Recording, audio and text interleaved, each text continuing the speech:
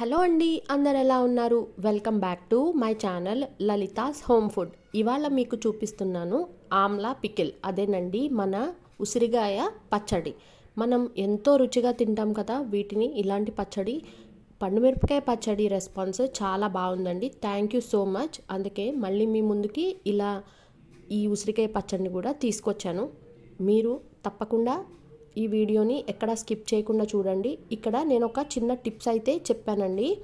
అది ఎలా చెప్పాను, అసలు ఆ పని ఎందుకు చేశాను అనేది మీకు పూర్తిగా చెప్తాను. ఈ వీడియోని స్కిప్ చేయకుండా చూడండి.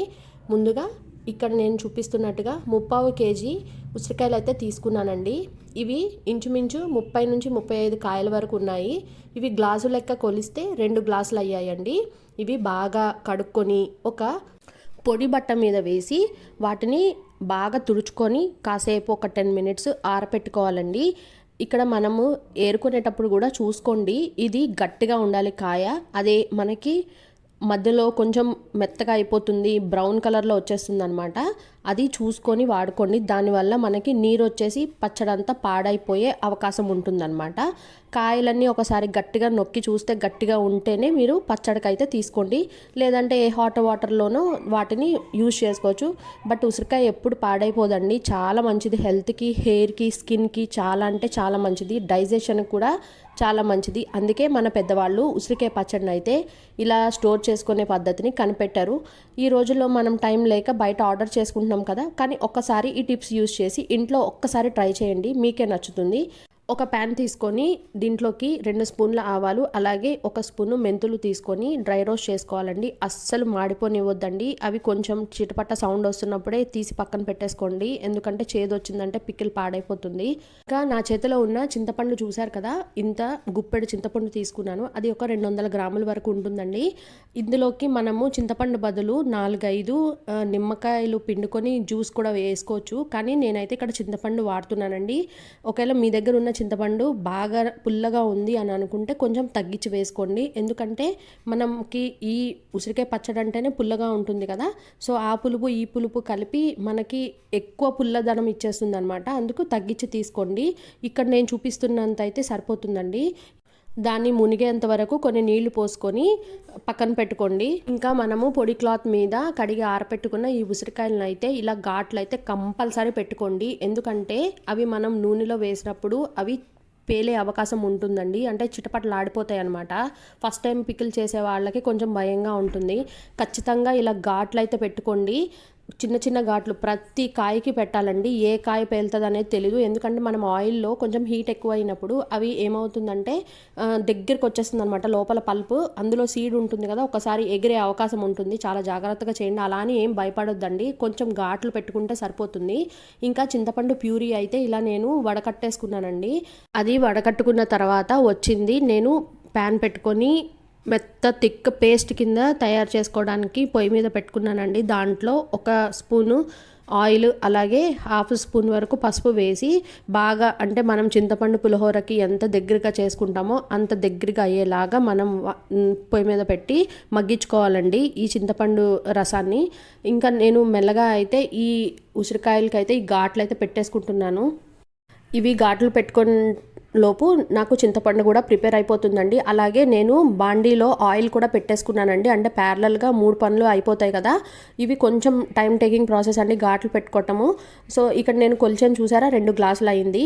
ఇక ఆయిల్ కూడా హీట్ ఎక్కిందండి. ఇది వాయిల్గా వేసుకోవాలండి, అన్నీ ఒకేసారి వేసేసుకోకండి. మీకు పెద్ద పాత్ర ఉంటే అన్నీ ఒకేసారి వేసేసుకోండి. నేనైతే ఇవి 2 బ్యాచెస్ కింద వేయించుకున్నానండి ఉసిరికాయలని. చూసారా, ఉసిరికాయలు ఉడుకుతున్నాయి పక్కన. అలాగే మనకి ఇక్కడ చింతపండు కూడా రెడీ అయిపోతుంది. కొంచెం టైం పడుతుంది కదా చింతపండు దగ్గరకు రావడానికి. సో రెండు పొయ్యిల మీద పెట్టేశానండి. సో ఇవి మనకి ఎప్పుడైతే ఉడుకుతున్నాయి అని మనకి ఎలా తెలుస్తుంది అని అంటే, మనకి ఈ ఉసిరికాయల మీద ఉన్న తోలు ఏదైతే ఉందో అది దగ్గర పడి కొంచెం ముడతలుగా వస్తుందండి. చూసారా, నేను ఇక్కడ ఫోటోలో చూపిస్తున్నాను. అలాగే ఆ ముడతలు రావడం స్టార్ట్ అయినప్పుడు మనం కలుపుతూనే ఉండాలండి. ఒకేసారి హై ఫ్లేమ్లో పెట్టేసి అయితే మీరు ఉడికించేసుకోవద్దు. ఈలోపు అవి ఉడుకుతూ ఉన్నాయి కదా, మనం ఇంకొక పని చేద్దామండి. ఇక్కడ మిక్సీ పట్టేసుకున్నాం కదా ఆవాలు మెంతులు పేస్ట్, అదే మిక్సీ జార్లోకి నేను కొన్ని గుప్పెడు వెల్లుల్లిపాయ రెబ్బలు అయితే తీసుకొని కచ్చాపచ్చిగా అయితే దంచుకున్నానండి. దంచుకొని పక్కన పెట్టుకున్నాను. ఇక్కడైతే నాకు ఫస్ట్ బ్యాచ్ ఉసిరికాయలు అయితే రెడీ అయిపోయినాయండి. అవి ఒక బేసిన్లోకి అయితే తీసుకున్నాను. ఎప్పుడైనా పచ్చడి కలిపేటప్పుడు బేసిన్ లాంటిది కొంచెం వెడల్పాటికి తీసుకోండి. పెద్దదంటే హైట్ ఉన్నది కాదండి, వెడల్పుగా ఉన్నదైతే మనకి ఈజీగా కలుపుకోవటానికి బాగుంటుందన్నమాట. ఇక్కడ మనం చిన్న చిన్న ఫ్యామిలీస్ అయిపోయాం కాబట్టి కొంచెం హాఫ్ కేజీ అలా పట్టుకుంటే మనకి ఈజీగా 6 months వచ్చేస్తుందండి. అప్పట్లో ఉమ్మడి కుటుంబాలు ఉండే కాబట్టి ఎక్కువ పట్టుకొని అందరు పంచుకొని తినేవాళ్ళు. ఇంకా నాకు ఒక సైడు చింతపండు పేస్ట్ అయితే దగ్గరికి వచ్చేసిందండి. అది స్టవ్ ఆఫ్ చేసి పక్కన పెట్టేసుకున్నాను. ఇప్పుడు ఇంకొక ప్యాన్ పెట్టుకొని ఒక 1/2 kg వరకు వేరుశనగ నూనె కానీ నువ్వుల నూనె కానీ వేసుకొని అది కొంచెం హీట్ ఎక్కిన తర్వాత తాలింపు అయితే వేసుకోవాలండి.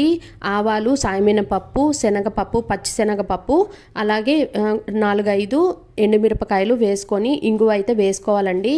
అది కొంచెం వేగిన తర్వాత మనము రెండోసారి కచ్చాపచ్చిగా పట్టుకున్న వెల్లుల్లిపాయలు అయితే వేసుకోవాలండి. 2 సార్లు అయితే తీసుకోండి. ఒక గుప్పెడ వచ్చేసి మనకి పచ్చళ్ళలో కలుపుకోవటానికి, అలాగే ఒక 10 నుంచి 12 వరకు రెబ్బలు వచ్చేసి మనకి తాలింపులోకండి 2 సార్లు అయితే వేసుకోండి.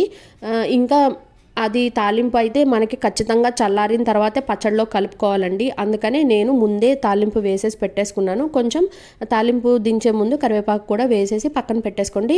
ఈలోపు ఆయిల్ చల్లారుతుంది కదా, అయితే మనము పచ్చడిని అయితే కలిపేసుకుందాము. ఇంకా ఈ బేసిన్ అయితే తీసుకున్నాను కదండి, దీంట్లోకి మనము ఉసిరికాయలు, అలాగే కారం ఉప్పు వచ్చేసి మనకి 2 గ్లాసుల ఉసిరికాయలు వచ్చాయి కదండి, దానికి 1/2 వంతు వరకు, 1 గ్లాసు 1/2 వంతు వరకు కారము, అలాగే పావుకి కొంచెం ఎక్కువ ఉప్పు తీసుకున్నానండి. మీరు కారానికి తగ్గట్టుగా ఉప్పుకి తగ్గట్టుగా మీరు కొంచెం అడ్జస్ట్ చేసుకోవచ్చు. ఉప్పు మాత్రం తక్కువ వేయకండి, ఎందుకంటే మొత్తం పచ్చడి పాడవుతుంది. సో ఉప్పు మాత్రము 1/2 kg, అదే 1/2 గ్లాసుకి ఎక్కువ తీసుకోండి, సరిపోతుంది 2 గ్లాసుల కాయలకి.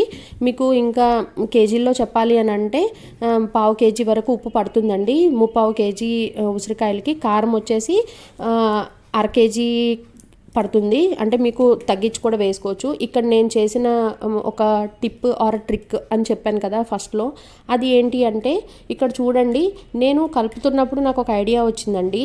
మామూలుగా మనము ఉసిరికాయ పచ్చడి వేసుకున్నప్పుడు ఒక్కోసారి పెద్ద పెద్ద కాయలు ఉంటాయి కదా, అప్పుడు మనం మొత్తం తినాలి అంటే కొంతమంది అంటే పిల్లలు ఆర్ పెద్దవాళ్ళు ఇంత పచ్చడి వద్దు, కొంచెం ఊట మాత్రమే వెయ్యి, కాయొద్దు అని అంటూ ఉంటారు కదా. అలాంటి వాళ్ళ కోసం ఈ టిప్ యూజ్ చేయండి. ఏంటంటే నాకు ఇక్కడ ఉసిరికాయలు అయితే బాగా మగ్గిపోయాయి కదండి, కలుపుతున్నప్పుడు అవి భలే మెత్తగా తగులుతున్నాయి. అందుకే నేను ఏం చేశానంటే ముందే వాటిలో ఉన్న గింజలు అయితే తీసేసానండి.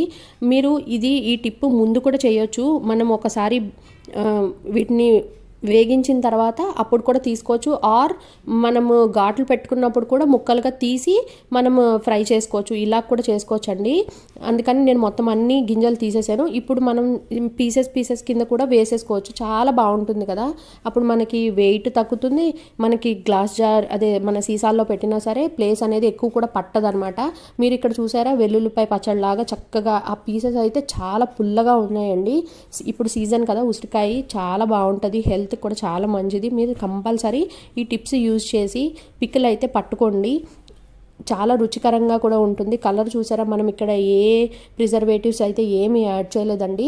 ఇక్కడ మీకు 3 days అయితే ఊరనివ్వాలండి. చూసారా మనం ఎంత ఆయిల్ అయితే వేసామో అంత ఆయిల్ బయటికి వచ్చేస్తూ ఉంటుందన్నమాట రోజుకి. 3 days అవి ఉంచితే సరిపోతుంది. మీకు కావాల్సినంత బయట పెట్టుకొని మిగిలింది ఫ్రిడ్జ్లో పెట్టుకుంటే అట్లీస్ట్ 6 months to 1 year మనకి అది సేఫ్గా ఉంటుందండి. చూసారా ఎంత ఎర్రగా చాలా చాలా చక్కగా బాగుందో. చింతపండు అంతా ఉప్పు కారం కూడా కరెక్ట్గా సరిపోయిందండి. మీకు ఉప్పు కొంచెం తక్కువైంది, కారం తక్కువైంది అన్నప్పుడు మీరు first day or second day మళ్ళీ కలుపుకోవచ్చండి, ఏం కాదు. కానీ ఎప్పుడు డ్రై స్పూన్ పెట్టండి, తడి లేకుండా చూసుకోండి, పొడి ప్రదేశంలో పెట్టుకోండి. మిగిలింది మాత్రం ఫ్రిడ్జ్లో పెట్టుకోండి, స్టోర్ చేసుకోండి. ఈజీగా మనకి 1 కేజీ ఉసిరికాయ పచ్చడి అయితే మన ఇంట్లోకి అయితే వచ్చేసిందండి. చూసారా ఎంత ఈజీ ప్రాసెసో. కొంచెం టైం టేకింగ్ అంతే. కానీ మనము ఇప్పుడు ఒక half an hour to 1 hour spend చేస్తే మనకి 6 మంత్స్ వరకు ఈజీగా మనం తినొచ్చండి. అలాగే మీకు నూనె తక్కువైంది అని అనిపిస్తే కనుక కొంచెం నూనె వేడి చేసి చల్లారిన తర్వాత దీంట్లో అయితే యాడ్ చేసుకోవచ్చండి. అది కూడా పర్వాలేదు. ఇంకా నేను డే 1 చూసారా ఆయిల్ కొంచెం పైకి వస్తూ ఉంది కదా, అంటే ముక్కలకి ఉప్పు కారం బాగా పడుతుందండి. దాంట్లో ఉన్న పులుపు అంతా పచ్చళ్ళలోకి కలుస్తుంది. మనము కలిపేసుకున్న తర్వాత ఇలా ప్లాస్టిక్ జార్లో పెట్టుకొని మూత పెట్టేసుకొని ఒక 3 డేస్ బయట అయితే పెట్టేసుకోండి. సెకండ్ డేకి చూడండి చాలా చక్కగా కలర్ కూడా వచ్చింది. అలాగే మనకి ఆయిల్ కూడా పైకి తేలిందండి. ఆయిల్ కావాలంటే మళ్ళీ యాడ్ చేసుకోవచ్చు, ఏం కాదండి. బట్ మరీ తక్కువ ఆయిల్ అయితే వేయకండి, తక్కువ ఉప్పు అయితే వేయకండి. మీరు ఇంకా ఎక్కువ కావాలి అనుకుంటే కన్సిస్టెన్సీని బట్టి యాడ్ చేసుకోవచ్చు. చూసారా ఆయిల్ అంతా తేలింది కదా, ఇంకా మనకి పికిల్ అయితే రెడీ అయిపోయినట్టేనండి. ఇప్పుడు మనము ఎంత కావాలో అంత బయట పెట్టేసుకుంటే సరిపోతుంది. తప్పకుండా మీ ఫ్రెండ్స్ అండ్ ఫ్యామిలీకి ఈ వీడియోని షేర్ చేసి మాకు సపోర్ట్ చేస్తారని అనుకుంటున్నాను. మీకు ఇలాంటి రెసిపీస్ ఇంకా కావాలి అనుకుంటే డిస్క్రిప్షన్ బాక్స్లో అలాగే కామెంట్ సెక్షన్లో మరిన్ని రెసిపీస్ అయితే ఉన్నాయండి. మీకు టైం ఉన్నప్పుడు ఒకసారి వాచ్ చేయండి. అన్నట్టు సబ్స్క్రైబ్ చేసుకున్నారు కదూ, ఇలానే మీ సపోర్ట్ ఉండాలని కోరుకుంటున్నానండి. Thank you so much. అలాగే ఛానల్ని సబ్స్క్రైబ్ చేసుకోవడం అస్సలు మర్చిపోద్దండి. మళ్ళీ అడుగుతున్నాను. పండుమిరపకాయ పచ్చడి చూడని వాళ్ళు కూడా ఒకసారి చూసేయండి. కీప్ స్మైలింగ్ అండి. Have a nice day. Thank you. Bye.